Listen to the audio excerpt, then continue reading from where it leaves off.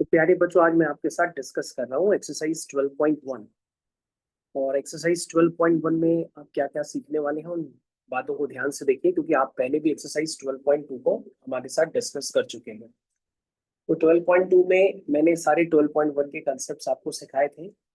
सबसे पहले जैसे आपके पास पहला क्वेश्चन है, तो पहले क्वेश्चन में देखो बच्चों क्या लिखा हुआ है। पहले क्वेश्चन में आपके पास लिखा हुआ है, find the slope of a line whose inclination is 45 30 degree. अब बच्चों, यदि आपको ट्रिग्नोमेट्री नहीं आती है तो ये स्लोप्स निकालने में और स्लोप्स के टेन थीटा लेने में आपको प्रॉब्लम आएगी। अच्छा, काफी सारे बच्चों के साथ ये भी प्रॉब्लम है कि वो यही नहीं समझते हैं कि स्लोप होता क्या है। तो स्लोप को मैं एक बार डिटेल रिव्यू दोबारा कर लेता हूँ। तो सबसे पहले आप सभी को हेडिंग यहाँ पे दोबारा डालनी है, this is your equation of straight line. तो आप दोबारा हेडिंग डाल दीजिए, this is your equations of straight line. ठीक, ये बच्चों आपकी हेडिंग हो गई। और जो आपकी एक्सरसाइज है बच्चों, वो एक्सरसाइज है, दिस इज 12.2। ये बच्चों आपकी एक्सरसाइज 12.1 है, 12.1। चलिए बच्चों, तो स्टार्ट करते हैं। बताइए फर्स्ट क्वेश्चन में क्या लिखा हुआ था बच्चों। फर्स्ट क्वेश्चन में आपके पास लिखा हुआ है कि भैया आपको स्लोप के बारे में समझना है। चलिए भाई, तो फर्स्ट क्वेश्चन आपको बहुत पहले ही मैंने आपको बताया हुआ है, लेकिन चलिए दोबारा समझिए स्लोप का मतलब क्या होता है। जैसे बच्चों आपके पास कोई लाइन है, ठीक है, कोई भी लाइन एक्स एक्सिस से एंटी क्लॉकवाइज डायरेक्शन में जो भी एंगल बनाती है, ठीक है बच्चों, ऐसे समझो। अगर हम ऐसे चलते हैं तो उसको हम कहते हैं कि घड़ी के अपोजिट डायरेक्शन में चल रहे हैं, तो उसको हम लोग कहते हैं एंटी क्लॉकवाइज। और यदि बच्चों हम लोग ऐसे चल रहे हैं तो उसको हम लोग कहते हैं कि हम घड़ी की डायरेक्शन में चल रहे हैं, तो उसको हम लोग कहते हैं क्लॉकवाइज। तो जैसे आपके पास ये एक लाइन है, तो ये लाइन एक्स एक्सिस से एंटी क्लॉकवाइज डायरेक्शन में ये एंगल बनाएगी, और क्लॉकवाइज डायरेक्शन में ये लाइन ऐसे एंगल बनाएगी। तो हमें क्लॉकवाइज नहीं देखना। यदि कोई लाइन पॉजिटिव एक्स एक्सिस से एंटी क्लॉकवाइज डायरेक्शन में जो भी एंगल बनाती है, उसे ही हम कहते हैं उस लाइन का स्लोप।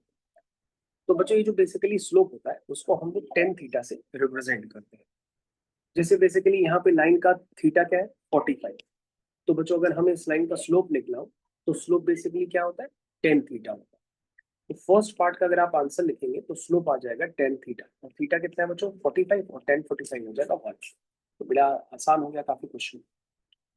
सेकेंड वाले पार्ट में देखिए बच्चों, आपको स्लोप निकालना है तो टेन थीटा, तो टेन 30 क्या होता है, 1/√3। तो बच्चों, अगर आपको ट्रिग्नोमेट्री में ये टेबल्स अभी तक याद नहीं है तो आपको बार बार प्रॉब्लम आएगी इस तरह के क्वेश्चंस करने में। तो आप ट्रिग्नोमेट्री बिल्कुल याद नहीं है तो ट्रिग्नोमेट्री को आप कर लीजिए, ताकि आपको ये सारे एंगल्स याद हो जाए। तो बच्चों, फर्स्ट क्वेश्चन तो कंप्लीट हो गया, बेहद आसान था। अब हम लोग सेकंड क्वेश्चन की तरफ चलते हैं। सेकंड क्वेश्चन में क्या लिखा हुआ है, find the inclination of a line whose gradient is 1। तो बच्चों, अब ग्रेडियंट का मतलब क्या होता है, तुम याद रखो, ग्रेडियंट का मतलब भी बच्चों स्लोप होता है। स्लोप तो स्लोप होता ही है, लेकिन स्लोप को हम लोग ग्रेडियंट के नाम से भी जानते हैं।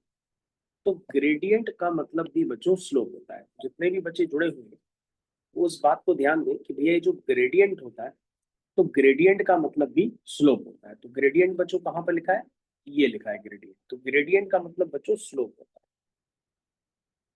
अब बच्चों क्या निकालना है, इंक्लिनेशन निकालना है। इंक्लिनेशन मतलब थीटा निकालना है। अच्छा बच्चों, अब हमको पता ही नहीं है थीटा क्या है, तो हमने एज्यूम कर लिया कि भैया थीटा थीटा है, तो ग्रेडियंट हो जाएगा टेन थीटा। लेकिन टेन थीटा कितना है, 1। तो बच्चों, अगर टेन थीटा 1 है तो थीटा क्या होगा, 45। तो 1 को आप लिख दीजिए 45। तो बच्चों थीटा हो जाएगा आपका 45 डिग्री। तो बच्चों बड़ा आसान हो गया। उसी तरह से बच्चों आप सेकंड पार्ट देखिए, उसमें बच्चों क्या दिया है, जो टेन थीटा है वो √3 दिया। तो बच्चों, जो √3 होता है उसको हम लोग कहते हैं tan 60 डिग्री।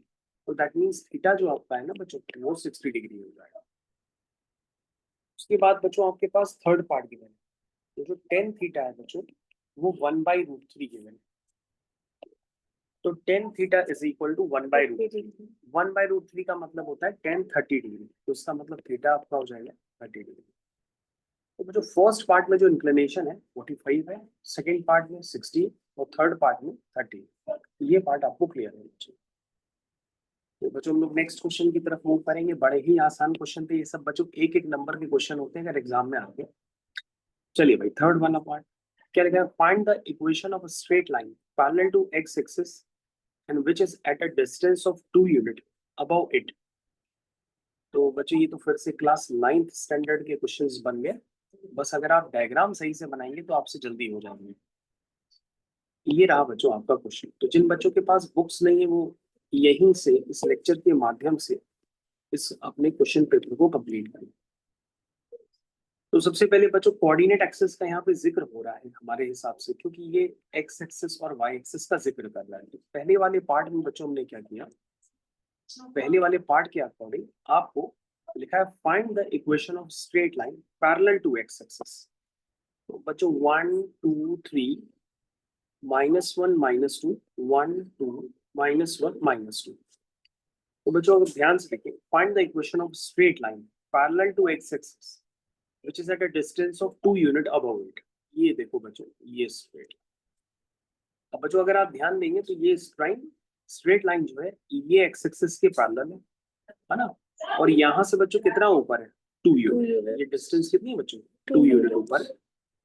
तो बच्चों इस वाली लाइन की इक्वेशन आप बता नहीं पाओगे, इस वाली लाइन की तो इक्वेशन आप क्लास 9 से चले आ रहे हैं। तो बताइए इस वाली लाइन की इक्वेशन क्या होगी, बताइए। तो बच्चों लाइन अगर एक्स एक्सिस के पैरेलल होती है तो इक्वेशन होती है y इज इक्वल टू 2। कहां से पास कर रही है 2 से, तो उसकी इक्वेशन क्या हो जाएगी y इज इक्वल टू 2, क्योंकि बच्चों इस लाइन का y हमेशा कांस्टेंट रहता है, that is y equal to 2।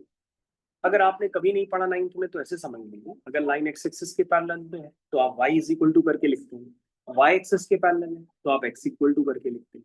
ऐसे ट्रिक भी आप याद रख सकते हैं। जिसे आप समझने के लिए क्या करिए, दूसरा क्वेश्चन, ये भी आपने फर्स्ट पार्ट किया, फर्स्ट पार्ट के बाद आप सेकंड पार्ट को ध्यान से देखिए क्या लिखा है, 0 1 2 3 -1 -2 1 2 3 -1 -2। देखो बच्चों क्या लिखा है, find the equation of a straight line parallel to X axis which is at a distance of 3 units below it. तो बच्चों 3 यूनिट्स बिलो इट, तो उसका मतलब लाइन कहां पर होगी बता सकते हैं, यहाँ से पास हो रही है। देखो बच्चों एक्स एक्सिस से 3 यूनिट नीचे, एक्स एक्सिस से क्या है ये 3 यूनिट नीचे, ये बात आपको क्लियर होनी चाहिए। ठीक है बच्चों, तो बच्चों इस लाइन की इक्वेशन क्या होगी, तो बच्चों ये एक्स एक्सिस के पैरेलल है, ठीक है ना, तो इक्वेशन होगी y इज इक्वल टू -3। कितना आसान है बच्चों, दोनों काम बड़ी जल्दी हो।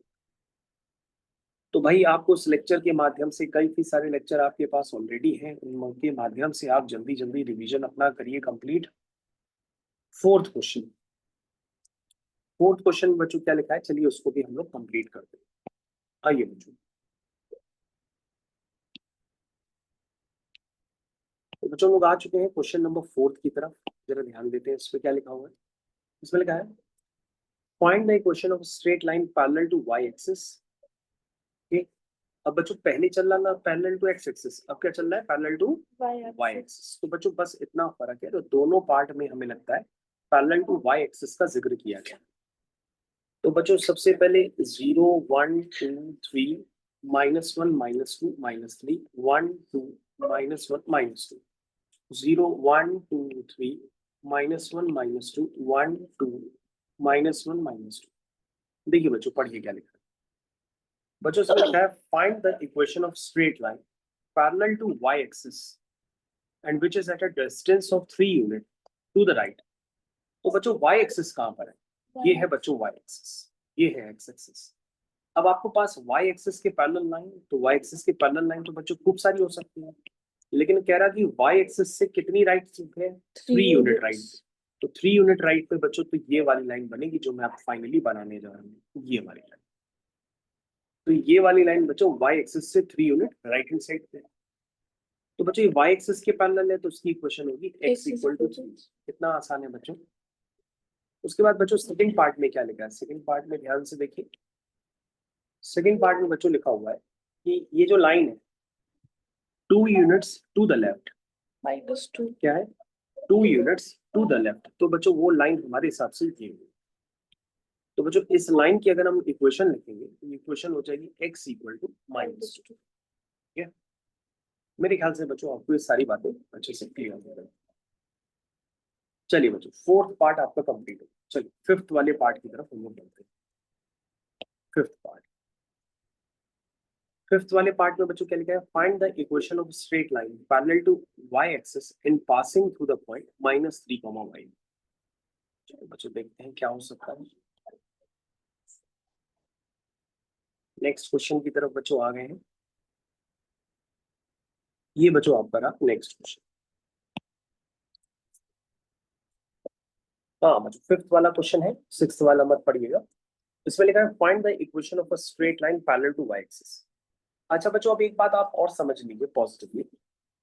देखिए भाई सारे बच्चे इधर ध्यान देंगे। भैया ऐसा होता है कि यदि लाइन एक्स एक्सिस के पैरेलल हो तो एक्स एक्सिस के पैरेलल लाइन वो एक्स एक्सिस भी हो सकती है, एक्स एक्सिस के पैरेलल लाइन खूब सारी हो सकती है। तो बच्चों एक्स एक्सिस की जो पैरेलल लाइन होती है वो एक्स एक्सिस से एंगल क्या बनाएगी, जीरो बनाएगी। तो बच्चों आपको याद रखना होगा कि अगर एक्स एक्सिस से एंगल जीरो बन रहा है तो दैट मींस थीटा जीरो होगा। तो बच्चों अगर आपसे स्लोप पूछा जाए तो स्लोप होता है टेन थीटा, और लाइन अगर एक्स एक्सिस से एंगल ही जीरो बना रही है तो आप टेन जीरो कैलकुलेट करोगे।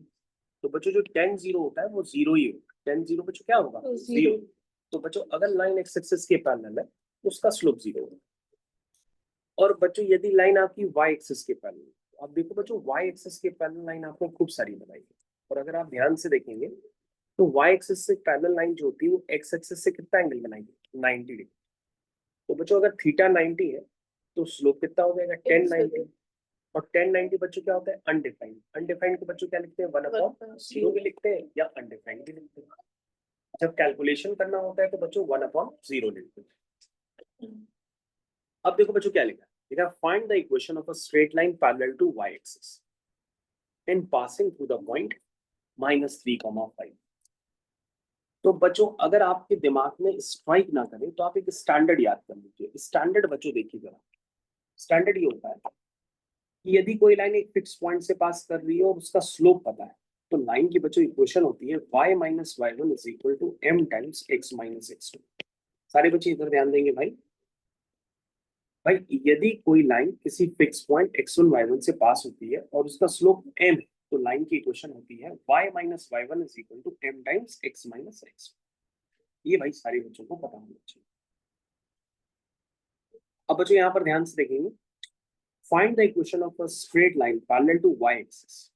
ठीक है, अब बच्चों y एक्सिस के पैरेलल है, फिक्स पॉइंट बच्चों क्या है -3, 5, और पैरेलल टू y एक्सिस है तो उसका स्लोप क्या होगा, अनडिफाइंड। अनडिफाइंड को बच्चों क्या लिखते हैं, 1/0। तो बच्चों स्टैंडर्ड क्या लगेगा, ये बच्चों x1 y1 की जगह है -3, 5। स्टैंडर्ड बच्चों लगा दीजिए, ये वाला लगाइए standard. y - y1 = m times x - x1। ये बच्चों अब बच्चों इसको क्रॉस मल्टीप्लाई करिए जरा, सारे बच्चे ध्यान देंगे। इसको जब हम क्रॉस मल्टीप्लाई करेंगे तो जीरो क्या चला जाएगा, इसके साथ बच्चों क्रॉस मल्टीप्लाई हो जाएगा जीरो। क्या ये बात सबको समझ में आती है? सारे बच्चे ध्यान दें, ठीक है। तो बच्चों क्या आएगा यहाँ से, जीरो। नहीं बता पाएंगे, चलिए बच्चों। तो जब बच्चों क्रॉस मल्टीप्लाई करेंगे तो y - 5 × 0 हो जाएगा और ये हो जाएगा 1 × x + 3। तो इसका मतलब बच्चों आ जाएगा x + 3 = 0, दैट मीन्स x = -3। ये बच्चों इक्वेशन। तो बच्चों इसने आपसे इक्वेशन पूछी थी, तो इक्वेशन क्या है, x + 3 = 0। और बच्चों अगर इसको आप डायग्राम से करना चाहो तो डायग्राम से भी कर सकते हो। डायग्राम से कैसे करोगे बच्चों, कि भैया यदि कोई पॉइंट है -3, 5, तो बच्चों यदि आपकी ये एक्स एक्सिस है और ये बच्चों यदि वाई एक्सिस है तो बताइए -3, 5 कौन से क्वाड्रेंट में पॉइंट होगा, एक्स में -3 और वाई में +5। बच्चों ये पॉइंट है -3, मान लो, ठीक। और बच्चों क्या है, line parallel to Y axis है। तो बच्चों line parallel to Y axis होगी, इस पॉइंट से पास कर रही होगी, तो वो लाइन ऐसे ही तो दिखेगी इस पॉइंट से पास करती है। तो बच्चों अगर आप ध्यान से देखें कि ये वाला पॉइंट क्या हो, ये वाला -3, 0 हो। तो बच्चों आप इस लाइन की इक्वेशन ऐसे भी तो बता सकते हो कि y एक्सिस के पैरेलल है तो x = -3 इसकी इक्वेशन होगी, या x + 3 = 0। डायरेक्ट बच्चों ऐसे भी बता सकते हो। तो बच्चों इसके दो मेथड है करने के। अगर आप चाहो तो इक्वेशन से भी कर सकते हो, और अगर इक्वेशन से नहीं करना है बच्चों तो आप डायग्राम से भी कर सकते हो। चलिए, ये वाला फिफ्थ वाला क्वेश्चन कंप्लीट हो गया। इसमें कुछ पूछना है? चलिए, फिफ्थ क्वेश्चन बच्चों कंप्लीट हो गया। चलिए सिक्स्थ क्वेश्चन की तरफ पढ़ते हैं। प्यारे बच्चों, सिक्स्थ क्वेश्चन की तरफ पढ़ेंगे। सिक्स्थ क्वेश्चन में काफी सारे पार्ट है, एक एक करके करेंगे।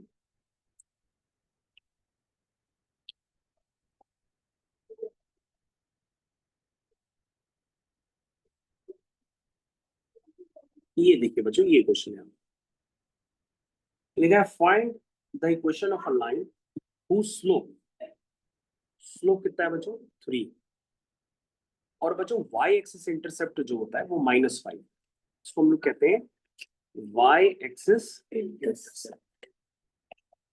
तो बच्चों वाई एक्सिस इंटरसेप्ट और स्लोप गिवन हो तो पता है हमें क्या स्टैंडर्ड यूज करना पड़ता है?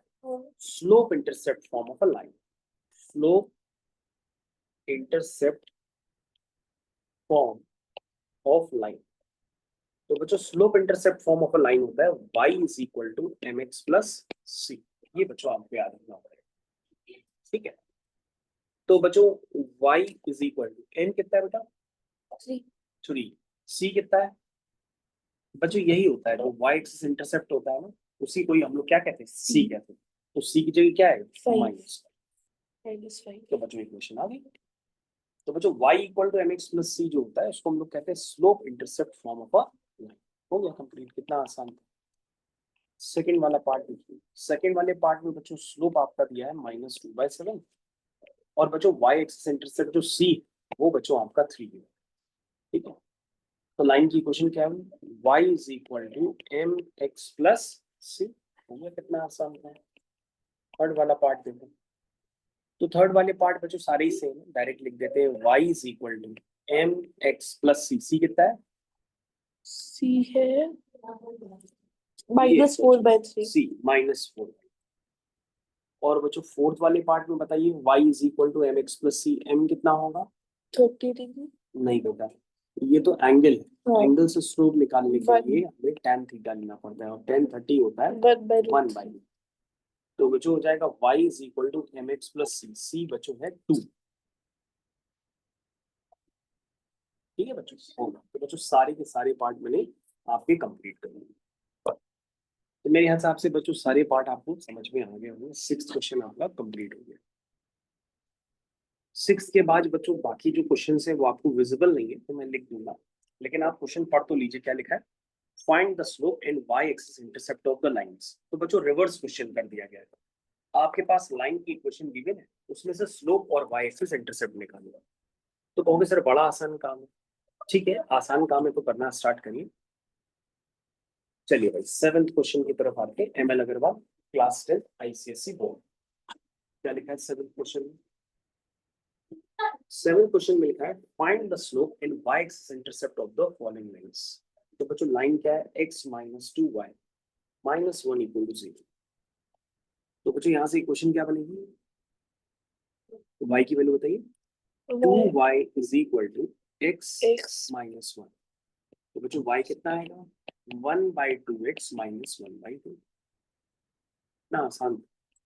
तो बच्चों हमने लाइन की इक्वेशन से y निकाल लिया, ठीक है ना? ये देखो बच्चों, इसको ऐसे, तो ये क्या बन गया?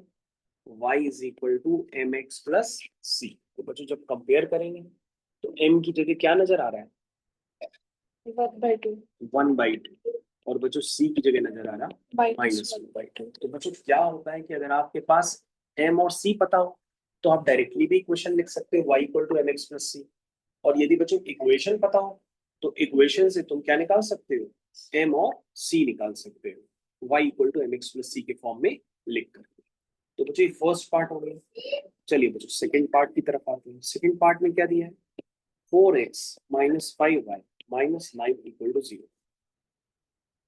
तो प्यारे बच्चों यहाँ से क्या आ जाएगा? यहाँ से आ जाएगा 4x minus 9 is equal to 5y आ जाएगा। तो बच्चों यहाँ से y क्या आ जाएगा? 4/5x माइनस 9y आ गया। तो y is equal to 4/5x minus 9/5। तो बच्चों उसको अगर हम कंपेयर करेंगे y equal to M x plus c से, तो बच्चों क्या आ जाएगा? m आ जाएगा बच्चों 4/5, c आ जाएगा बच्चों -9। तो जो हर बार आपको एक ही काम करना है भाई, लाइन को y equal to mx plus c के फॉर्म में लिखना है। जैसे देखिए फिर से हम थर्ड पार्ट कर रहे हैं, तो जिन बच्चों के पास बुक्स नहीं है तो हम क्वेश्चन लगातार लिख रहे हैं। ये बच्चों आपका थर्ड पार्ट गिवन है। इसको भी बच्चों स्लोप और y एक्सिस इंटरसेप्ट निकालना है। तो पहले हम क्या करेंगे, y की वैल्यू निकालेंगे, तो y की -3x-7, फिर 5 से डिवाइड करेंगे तो -3/5x -7/, बोलो भाई यहाँ तक सबको समझ में आ गया। तो बच्चों अगर हम इसको y equal to M x plus c से कंपेयर करेंगे, किससे करेंगे, y equal to M x plus c से कंपेयर करेंगे, m कितना आ जाएगा -3/5 और c कितना आ जाएगा -7/। कंप्लीट। ठीक है, तो बच्चों ऐसे ही पार्ट है लगभग, लेकिन हम सारे कर देते हैं। फोर्थ वाला क्या लिखा है, x/2 plus y/4 is equal to 1। ठीक है, एलसीएम ले लो, कितना आएगा 12, 3 4 जा 12, 4 3 जा 12 इज इक्वल टू 1। इसको बच्चों क्रॉस मल्टीप्लाई करेंगे तो 4x plus 3y is equal to 12 हो जाएगा। चलो बच्चों y निकालो यहाँ से, कितना आएगा 3y is equal to 12 minus 4x, या -4x प्लस 12 भी लिख सकते हैं, -4x प्लस, तो बच्चों 3 से डिवाइड कर दो तो y हो जाएगा -4/3 x प्लस 12/3। इसको बताओ स्लोप कितना है बेटा, स्लोप होएगा -4/3 -4, और y एक्सिस इंटरसेप्ट c कितना है 4।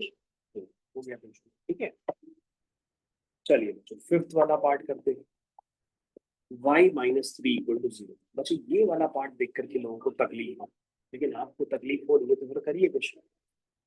तो सर ये y इज इक्वल टू 3 हो गया, तो उसको ऐसे भी लिख सकते हो y is equal to 0x plus 3। ठीक है ना, ऐसे तो लिख सकते हो y is equal to 0x plus 3। तो जब इसको y equal to mx plus c से कंपेयर करेंगे तो स्लोप क्या है, 0 है, और c क्या है 3। सिक्स्थ वाला पार्ट करेंगे, सिक्स्थ वाले पार्ट में लिखा है x -3 इक्वल टू 0। क्या बच्चों, x is तो equal तुम to कहोगे सर 3। इसमें y तो है ही नहीं, तो हमने कहा 0y लिख दो, प्लस 1x लिख दो, -3 इक्वल टू 0।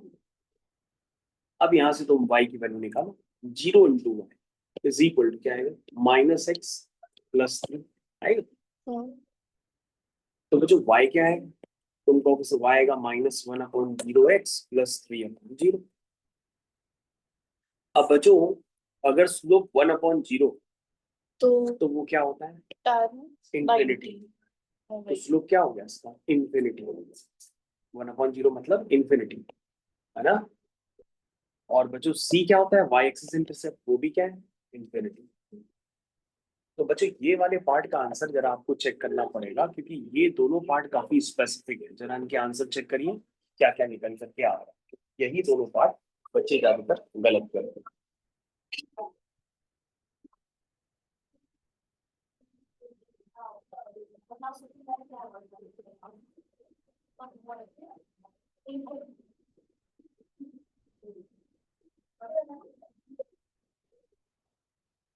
क्वेश्चन नंबर 6 है।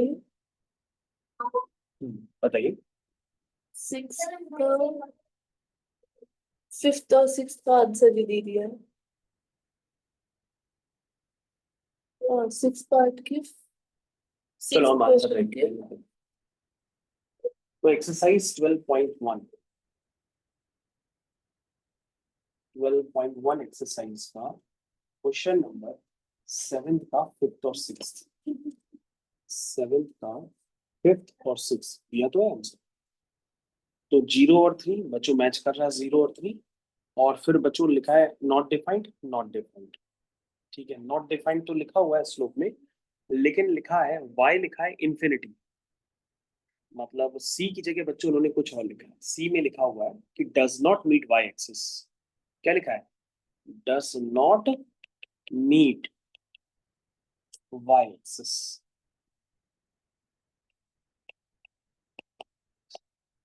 तो बच्चों ये c की जगह उन्होंने लिखा हुआ है, स्लोप तो बच्चों इंफिनिटी लिखा ही है, मतलब नॉट डिफाइंड, अनडिफाइंड। तो बच्चों इन दो क्वेश्चंस के आंसर्स बच्चों की बहुत मिसमैच करते हैं, तो आप जरा लिखना सीख लीजिएगा। तो क्योंकि एग्जाम में टीचर को पता है उस 7th क्वेश्चन का 5th और 6th पार्ट जरूर देखना और बच्चे उसको गलत करके आए। लॉ एंड लॉ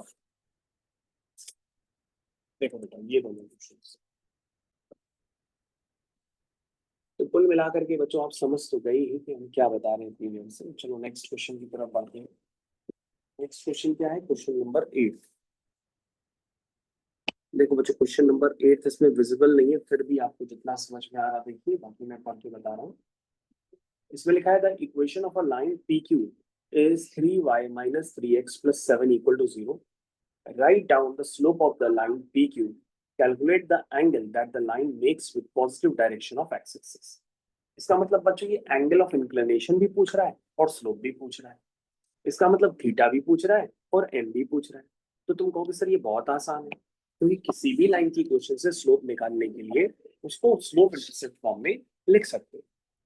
तो बच्चों जो क्वेश्चन नंबर 8 है वो गिवन है 3y minus 3x plus 7 is equal to 0।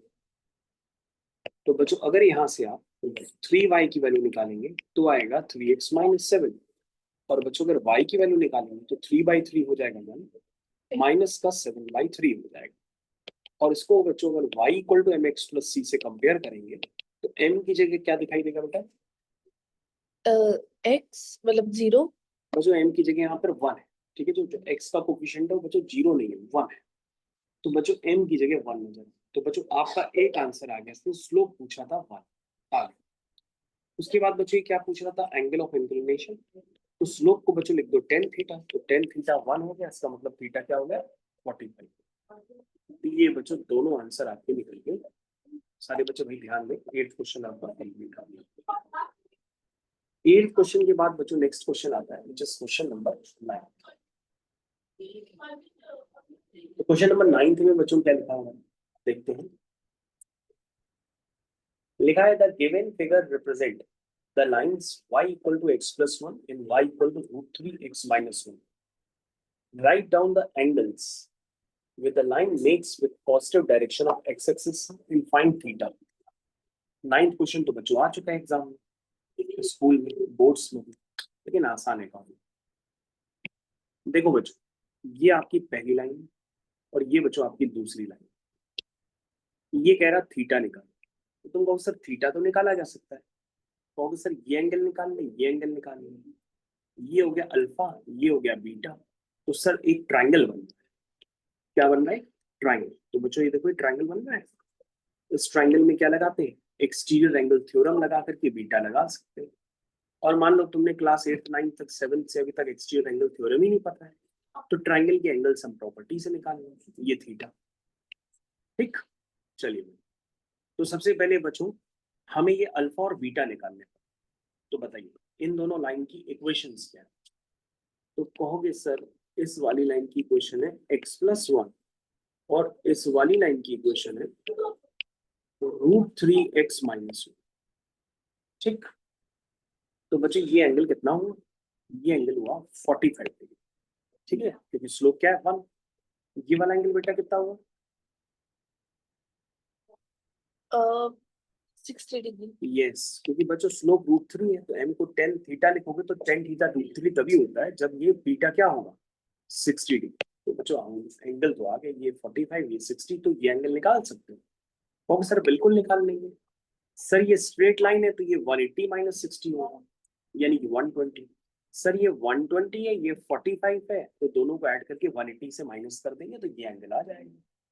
ठीक है, जब एंगल सम प्रॉपर्टी आप यूज करेंगे। लेकिन अगर आप डायरेक्टली यूज करना चाहें तो बेटा एक्सटीरियर एंगल थ्योरम ये कहते हैं कि यदि आपके पास कोई ट्राइंगल है, उसका एक्सटीरियर एंगल है, तो एक्सटीरियर एंगल उन दो एंगल्स के सम के बराबर होता है। तो इसका मतलब बच्चों जो बीटा है वो थीटा प्लस अल्फा के बराबर। तो बच्चों जो थीटा होगा वो होगा बीटा माइनस अल्फा। तो बीटा कितना है? 60। ये कितना है? 45। तो बच्चों कितना हुआ? 50। तो बच्चों थीटा आपका कितना हुआ? 15 डिग्री। तो बच्चों 9th क्वेश्चन में जो थीटा आपका है वो 15 डिग्री। मेरे ख्याल से आपको ये बात अच्छे से समझ में, ठीक है? तो सभी को क्लियर हो गई 9th क्वेश्चन अच्छे से?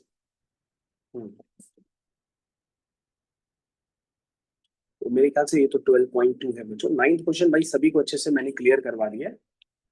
अब जो सारे क्वेश्चंस के कंसेप्ट लगभग सेम है, तो बस मैं एक क्वेश्चन और कर देता हूँ, 10th वाला क्वेश्चन लिखा है, find the value of p given that the line passes through the point this। बच्चों इजी क्वेश्चन है। देखो बच्चों, कोई भी लाइन अगर, और लाइन अगर किसी पॉइंट से पास करती है तो पॉइंट क्या करता है, लाइन की इक्वेशन को सेटिस्फाई करता है। तो बच्चों लाइन क्या है, y/2 is equal to x minus 2। ठीक, अब लाइन किससे पास कर रही है बताओ, एक पॉइंट से। पॉइंट क्या है, -4, तो पास करा दो। पास कराने का मतलब ये होता है कि बच्चों y की जगह 4 पुट कर दो और x की जगह -4 पुट कर दो। बच्चों 4/2 हो जाएगा, 2 is equal to -4 minus p। तो बच्चों यहाँ से p हो जाएगा -4 माइनस 2। ठीक है, तो बच्चों -4 -2 कितना हो जाएगा, p आ जाएगा -6। ये क्या बच्चों, कितना आसान थी। ठीक है, जो क्वेश्चंस काफी आसान हो रहे हैं आगे वाले, तो सारे क्वेश्चंस आपसे हो सकते हैं। Given that a, 2a lies on the line this, find the value of a। फिर से बच्चों सेम क्वेश्चन है, y/2 is equal to 3x minus 6। क्या करना है बच्चों, फिर इस पे पॉइंट लाई करता है a, 2a लाई करा दो, तो y की जगह 2a हो जाएगा और x की जगह a हो जाएगा -6। तो बच्चों कितना हो जाएगा, a is equal to 3a minus 6। 6 को इधर कर दो, 3a माइनस से कितना हो जाएगा, 2a। तो दैट मींस a कितना आ जाएगा बच्चों, ये आसान क्वेश्चन। ठीक है, तो बच्चों आशा करते हैं आपको यहाँ तक के क्वेश्चंस काफी बेहतर तरीके से समझ में आएंगे। तो आप इन क्वेश्चंस को कंटिन्यू रखिए और अपने क्वेश्चंस कम से कम, अगर आप एग्जाम में जा रहे हैं तो कम से कम 10 क्वेश्चन तो लगा के जाइए, क्योंकि इतने से नहीं क्वेश्चंस आपके पास आ जाएंगे करने के लिए। चलिए, तो बाकी क्वेश्चंस फिर आप करिए, पहले 1 से लेकर 10 तक करिए, उसके बाद बाकी करेंगे। Thank you.